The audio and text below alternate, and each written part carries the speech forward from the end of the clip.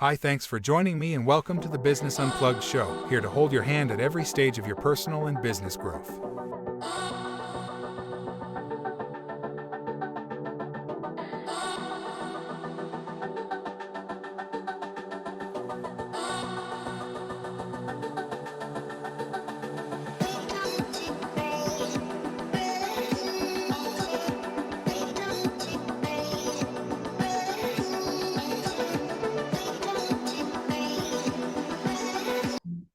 We've started a venture builder called a Copo Labs. I'm sure that you're connecting with me because of Cut to Code, which is the software Exactly. company that I created. Yeah. Yeah. And we've now changed focus using all of our IP and experience in Cut to Code, because for the last 12 years, I've essentially been building software solutions or business-based products or projects for different clients across the globe. And one of the things that myself and my partners realized that we really enjoy doing is serving entrepreneurs, particularly entrepreneurs who have great ideas and who are struggling to come forward. And so we started a venture builder called Copo Labs. Okay. Just this year, actually. I mean, we started ideating on it last year already, but we really started becoming more active in it January this year. And so now we have created this project and this entity, and we are 13 partners, really interesting group of people who have come together because we've all been entrepreneurs in our own right, and we still continue to work on our main businesses, but we Okay. all come together to create this container, particularly focused at working with female founders Mhm. or blended teams, because for us, what's really important is to create an equitable society. And we really believe that we can do that by working with blended teams who have both men and women in the founding teams or female only led teams, right? Okay. As we're 13 partners, of which 11 are women and 2 are men. um, it naturally worked that way, that we started that focus, because it was naturally the grouping of individuals that were coming through to us and chatting to us about what it is that they were wanting to achieve. And that essentially became our focus, to build a Copo Labs as this container that could support female founders or blended founding teams. Yeah. And in saying that, we don't particularly only work with founding teams, we also work with people who are really wanting to step into entrepreneurship but are not very Okay. certain about how to go about that. Mhm. You know, as someone who's been in technology for a very long time, I've met so many interesting humans. One of the things I love about being in tech is that it allows me to speak to people across industry verticals, because, technology is essentially something that can amplify any industry. And it's permeated all industries through processes or automations or optimizing anything that someone really requires. I mean, obviously it's dependent on what the requirement is, but generally we see technology there, right? Definitely. Helping processes of people on the ground or business owners or even team. Okay. So you're becoming in as a technology partner. So that's what Cut to Code used to be, was a technology partner. We were really building a lot of tech. All right. I think Cut to Code ran for about 7 years. It still runs. We've still got a few clients that are being managed through Cut to Code, but we're Okay. not actively driving the business forward at the moment, Mhm. because we're not onboarding new clients to build the custom software projects. So in the past with Cut to Code, the way we used to work was clients would find us because they needed a reliable technology resource. Mhm. And the majority of the clients that we've worked with have been a blend from corporate clients who have their own software or engineering teams, and they have the proficiency to understand what it is that they're building, but have needed specific expertise, right? And Yeah. we've Yeah. essentially those kind of clients, providing services in supporting what they are already doing, or expanding on something else, or building a different vertical inside of what they've already built. Okay. Then on the other hand, there have been clients who have had no understanding of technology whatsoever and have really needed a reliable technical partner to assist them to figure out what their tech stack should be, or what the direction should be that they take with their product development. Okay. Because in tech, things change so quickly. Yeah, very fast. And Yes. yeah, and it's quite confusing, especially if someone is not particularly from a technical background and they're already working inside of their particular expertise. It's a lot that you need to learn. And there are so many experts out there with different narratives or viewpoints, because you can use pretty much different things for different things, right? So Yeah. to find a partner who can offer advice in the sense of the direction you should take that could be agnostic to particular technology, I think is really quite important. Because often you'll meet suppliers who work specifically in particular tech stacks and focus points that sell that as the solution, right? And that can be very confusing for a client who's not really certain about what someone is selling, because there are so many options, like it's the same scenario in walking into a bakery and having 5 different kinds of bread. Which bread do you take, right, based on your Exactly. requirements? And like, if you have no understanding of what each of those things do, you're not really so certain on which way to go. So yeah, so in the past, we've had the privilege of being able to guide people into which tech stack they've gone in, or which tech stack to look at. And I think that's also really been very rewarding, because we've worked with different partners on different things. I think inside of the code, we had a proficiency for our particular tech stack, but one of the things that I was very proud of was having a deep understanding of many things and never taking the client down the road that served us, but that rather served them. So I think it's a natural progression for us to have moved into a venture builder, because we wanted to step out of an environment of constantly building technology for other people. So when you run a software company, the margins are really quite low unless you're a very big firm and you are hiring your team out to big corporates. It's a different revenue model, and it's not where we were operating. Now, I know that there are lots of custom software development firms out there that do very well. What we did not really enjoy was like the constant chasing of the next client after finishing off another project, because you're constantly in a cycle of sales when you're working in this kind of environment, and you start noticing that your overheads to run your software team are incredibly high. So the revenue, or at least the profit margins, become quite small. And we felt that it was just not a business that we were going to keep focused on in the long run. It's not a long game. We wanted to build our own products and start serving clients in that way. And we did that.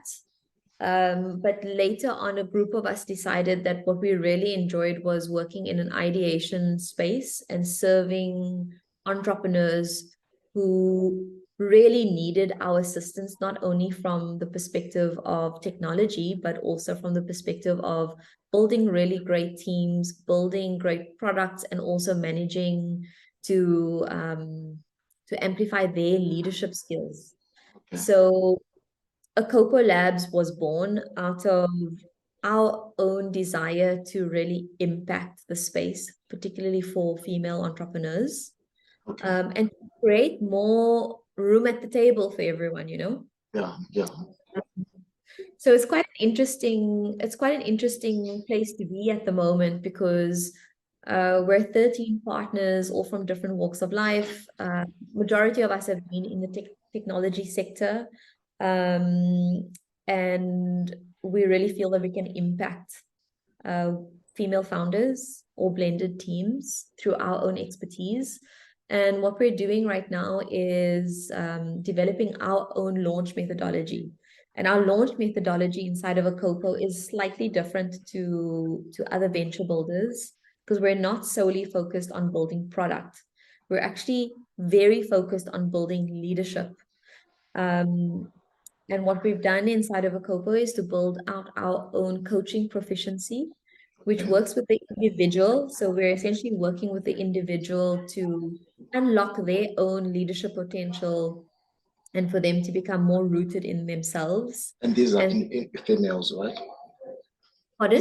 These are female founders.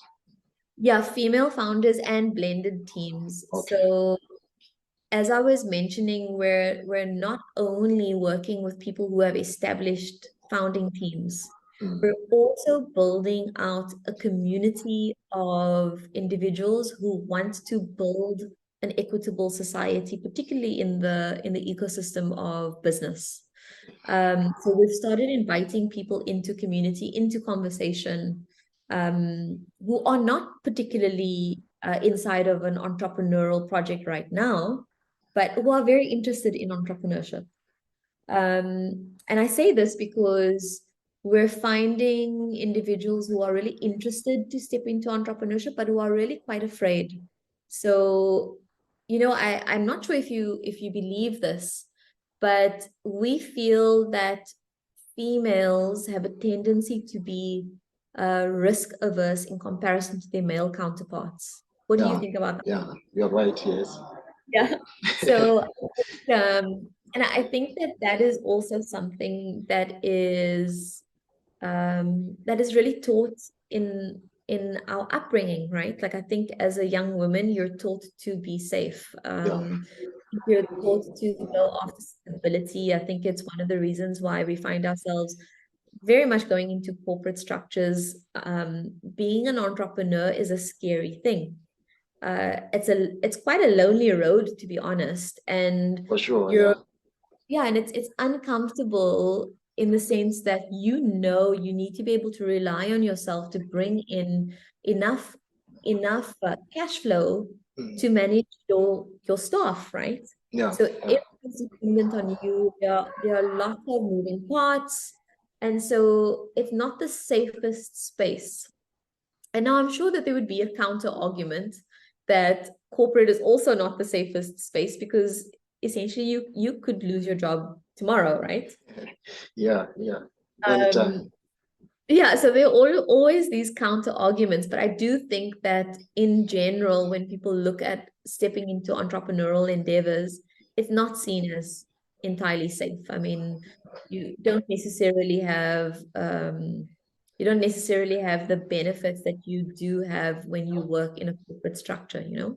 Mm. Um, and so I do see a lot less women stepping into those spaces for fear of foundation and fear of stability. And one of the things that we're trying to achieve inside of Akopo Labs is to foster that kind of conversation because that fear is also rooted in the fear of self. It's the fear of not being able to trust ourselves. Um, and one of the things we really believe is if we are teaching people to be very securely rooted in self and very rooted in a sense of purpose, then the rest of the things come a little bit easier, Yeah, right? yeah. Um, I think creating a startup and building out a product and ideating through design thinking, all of those things so many people are already doing. There are proven methodologies to get a business out there. But I think one of the things that are missing is the individual work that we do on ourselves. Um, And now I'm going to say something that might be might sound a little bit strange, but I believe that being an entrepreneur is a spiritual path. I really believe that when we take the path of going down on an entrepreneurial journey, we're really learning so much about ourselves. It's one of the things that I believe has been one of my biggest personal development aspects. I think I've always had a growth mindset. So I've always opted for learning whenever I've had the opportunity. And I've learned from so many wonderful people over the years. But I think that when you're stepping into a role as an entrepreneur, I think you learn a lot about yourself, about your ecosystem. And I think it really is a path that allows you to go inward because you start realizing how much you do need to rely on yourself for particular things. You can have so many great support systems around you with community and mentorship and support and people advocating for you, and that's wonderful. But at the end of the day, the decisions that you need to make, you need to be really strongly rooted in your authentic self, right? Yes, yes. You need to trust yourself in the decisions that you're making, even when those decisions are sometimes right or wrong. Yeah. So yeah, so it's not something that I've usually heard people saying, but I really believe that this is the case. No, that's quite true, actually. That's quite true. Okay, so if you're looking at this, your clientele, are they geographically constrained, or you can serve anyone anywhere? So that's the beauty of being in tech. So with Cut to Code, I was serving everyone everywhere. Okay. We've had clients based in the US, based across Africa. The only constraint becomes a time zone, really. Yeah. Yeah. And in fact, I started my first software company in 2010 by building a technology product, right? I was still working at an ad agency at the time. And what I had done was I actually started with a tech product that would serve the company I was working for. Okay. And that's how we got started. I was quite lucky because my boss at the time, the CEO, was really happy with the fact that I had a love for tech, and it was solving quite a lot of our problems just by me building things. And that's how I had initially gotten my start into building my first software company. I still stayed with that business for a little while before I was brave enough to actually step fully into the first tech business I built. Because I myself had a lot of fear and had also been taught about being secure and having a foundation and having a 9 to 5 with a salary and a retirement annuity. And I knew that had I stepped into my software business, all of those things would fly out the window, right? Yeah. And you'd need to eventually be able to do those things for yourself. So I myself was afraid. So I understand that topic all too well. My first software company was the only company that I built a tangible office for, where we employed, I think, up to 30 engineers at one particular time. It was based in Salt River in Cape Town. I really loved doing what I was doing there.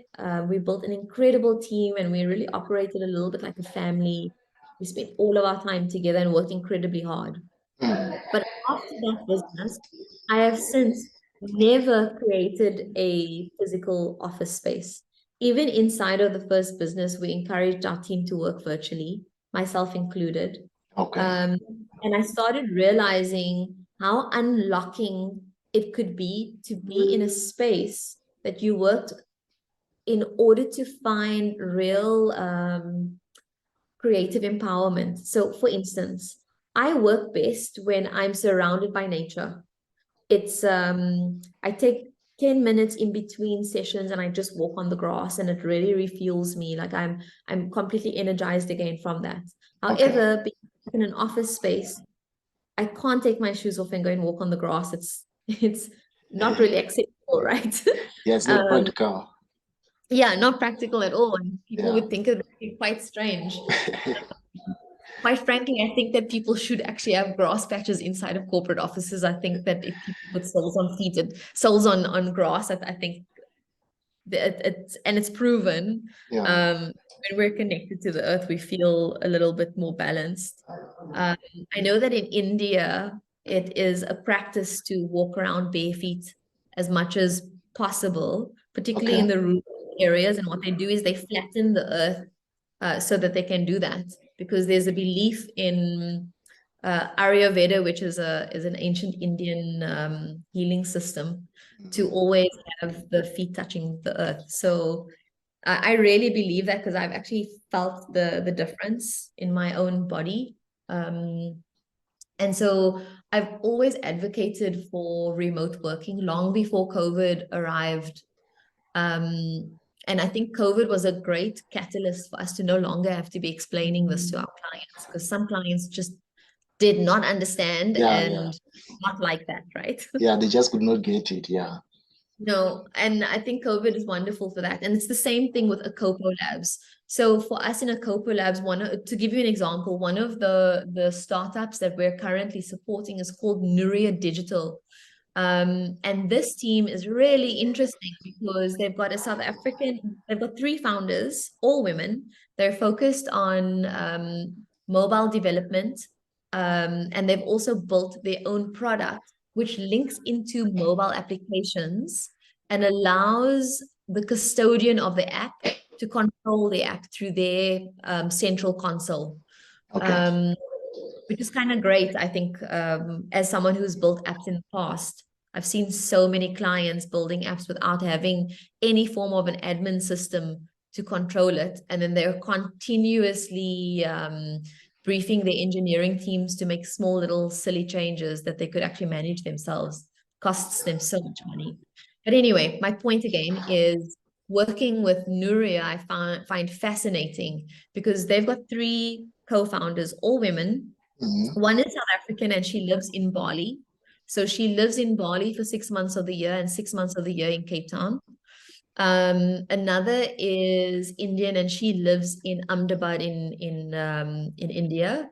And another is Egyptian and she lives in Cairo. So these three co-founders come together completely virtually, and they serve all of their clients across the globe from anywhere in the world. Okay. Okay. And so this is also interesting to me, because as a venture builder and a team who is now invested in their business and the startup team, all of our coaching that we do with this team is all online. Okay. Yeah, and what we've done with them is we've done multiple coaching sessions on their leadership capabilities individually. Then we've also worked with the team itself. We've also ideated on their product and worked with them to build their prototype, and done all of their marketing, advertising strategy with them all online. And I think that's the power of online, like I think that we have information at our fingertips. We also have connection at our fingertips. There's a big positive because it allows us to connect with anyone in the world. Yeah, of course. Whether it be a client or a team, and of course, these people who work remotely anywhere in the world that they choose, they need to be the kind of people who can be accountable, right? Yeah. I don't advocate remote work for everyone. I don't think that it suits all personality types, and that's also okay. I think for us particularly, we work with people who are very autonomous and who want the freedom of being able to work from anywhere, but they are also very hardworking individuals. So Okay. yeah, I think it's incredibly unlocking. We serve everyone everywhere. All right, Ellie. So, how can we learn more about you? Sure. About me, I Yeah. think the How easiest can we way, direct us? sure, I think the easiest way to learn about me is to connect with me on LinkedIn. Okay. I'm honestly not very active publicly. I know I need to change that.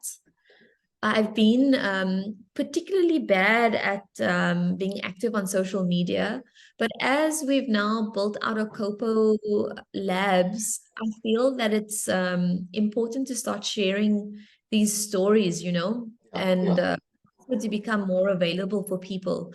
But for now, I think if anyone wants to connect with me, and I'm very open to connections, I think connecting network and community are critical to make things happen, you know. Yes, yes.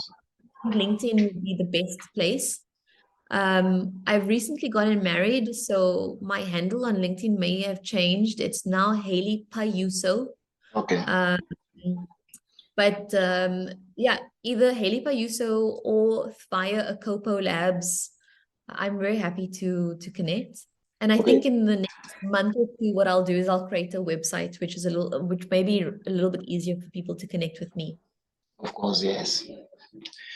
All right, Haley, thank you so much for your time. That was so much insightful. Thank you so much for having me, Blessing. And yeah, it was really lovely to chat to you. Thank you so much. I'm going to keep in